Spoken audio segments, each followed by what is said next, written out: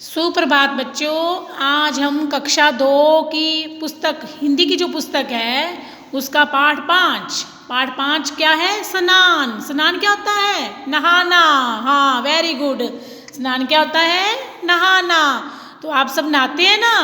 हाँ, सुबह सुबह हम सभी को स्नान जरूर करना चाहिए, जरूर नहाना चाहिए। अब नहाना क्यों जरूरी है तो ये देखते हैं। इसके लिए ये पाठ पढ़ते हैं कि नहाना क्यों जरूरी है। प्रातः काल का समय था। प्रातः काल का समय था। सूर्य अभी निकलने को था, यानी अभी निकला नहीं था, निकलने को था। सूर्य अभी निकलने को था।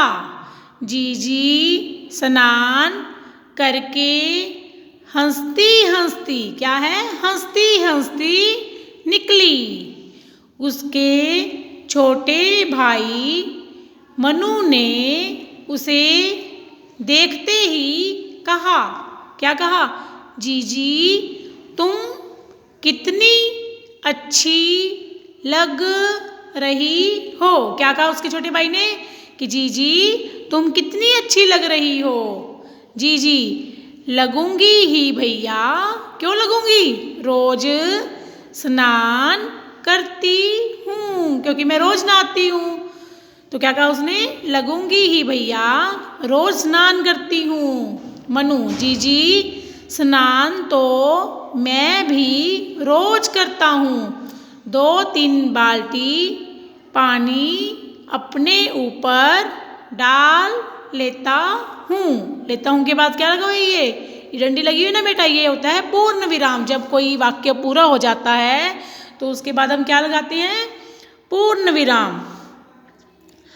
जीजी केवल अपने ऊपर पानी डाल लेना ही तो नहाना नहीं है। यानी 2-3 बाल्टी भर के अपने ऊपर डालो, उसको नहाना कहते हैं क्या? नहीं कहते। मनु, तो जीजी फिर कैसे नहाना चाहिए? अब वो पूछता है कि कैसे नहाना चाहिए। जीजी नहाने के लिए सबसे जरूरी बात तो यह है कि जल स्वच्छ हो। कैसा हो? पानी साफ हो। जल स्वच्छ नहीं होगा तो चमड़ी की कई बीमारियां हो जाएंगी। यानी कि अगर हम साफ पानी से नहीं नहाएंगे तो चमड़ी के कई रोग हो जाएंगे, जैसे फोड़ा, फुंसी, दाद, खुजली आदि। अब ये देखो बेटा, ये फोड़ा के बाद ऐसे एक चिन्ह लगा हुआ है ना, फुंसी के बाद भी, दाद के बाद भी। तो ये क्या है? अल्प विराम। जब हम किसी वाक्य को बोलते समय थोड़ा थोड़ा रुकते हैं ना, तो उसके लिए एक चिन्ह लगता है, उसे कहते हैं अल्प विराम। अब जैसे देखो, इसको मैंने कैसे बोला? जैसे फोड़ा, फुंसी, दाद, खुजली आदि। तो मैं थोड़ा थोड़ा रुकी है ना, तो इसीलिए इसको बीच में जो चिन्ह लगता है उसे कहते हैं अल्प विराम। मनु, तो क्या पोखर, नदी, तालाब, बावड़ी, हैंडपंप और कुएं के पानी से स्नान नहीं करना चाहिए? अब वो क्या पूछ रहा है कि मुझे पोखर, नदी, तालाब, बावड़ी, हैंडपंप और कुएं के पानी से स्नान नहीं करना चाहिए। जी यह तो मैंने नहीं कहा।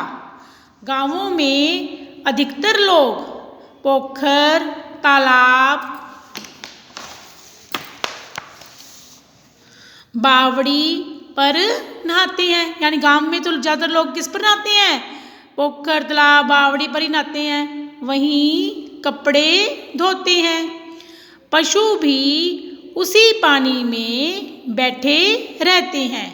ऐसे स्थान पर नहीं नहाना चाहिए जहाँ पर पशु भी बैठे रहते हैं, लोग कपड़े भी धोते हैं। तो पानी साफ रहता है? नहीं रहता। तो ऐसे स्थान पर नहीं नहाना चाहिए। मनु, जीजी यह तो बताओ कि क्या रोज साबुन लगाकर नहाना जरूरी है?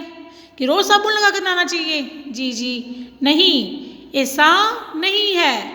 अधिक साबुन लगाने से चमड़ी रूखी हो जाती है। क्या कहती है वो? कि ज़्यादा साबुन लगाने से क्या हो जाती है? चमड़ी रूखी हो जाती है। मनु, तो और किस बात का ध्यान रखें? जी जी। अब क्या पूछता है, और किस किस बात का ध्यान रखना चाहिए? जी जी, सबसे बड़ी बात तो शरीर की सफाई की है। सबसे बड़ी बात कौन सी है? शरीर की सफाई की। नहाते समय खूब मल मल कर नहाना चाहिए। कैसे नहाना चाहिए? खूब मल मल कर। इसके बाद शरीर को मोटे तौलिए से रगड़ कर साफ करना चाहिए। पहले खूब मलमल कर नहाना चाहिए और फिर मोटे तौलिए से रगड़ कर साफ करना चाहिए। जी जी, इससे शरीर का मैल साफ हो जाता है। चमड़ी के छिद्र, अब द के पैर में र लगा हुआ है, क्या बन गया? छिद्र खुल जाते हैं। रगड़ कर साफ करने से क्या होता है? शरीर का मैल साफ हो जाता है और चमड़ी के जो छिद्र होते हैं वो भी खुल जाते हैं।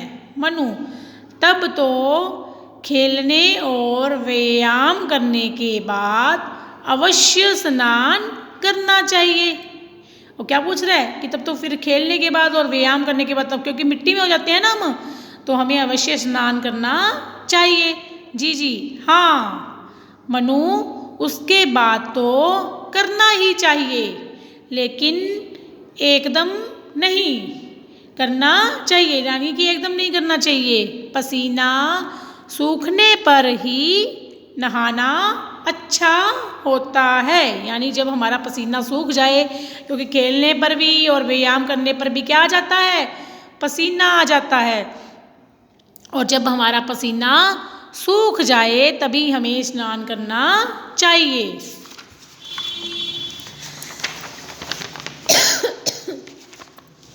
आगे क्या कह रहा है मनु? जी जी, कभी कभी हमें